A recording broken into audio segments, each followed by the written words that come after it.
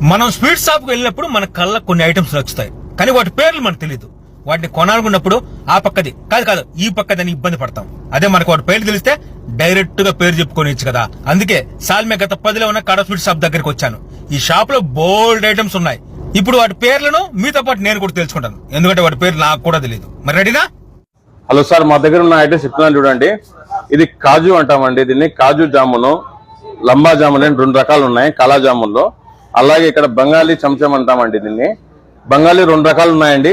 బంగాళీలో yellow చెంచం ఉంది, brown చెంచం ఉంది. అలాగే రసగుల్లాలు ఉన్నాయండి, చిన్న చిన్నవి పిల్లలు తినడానికి.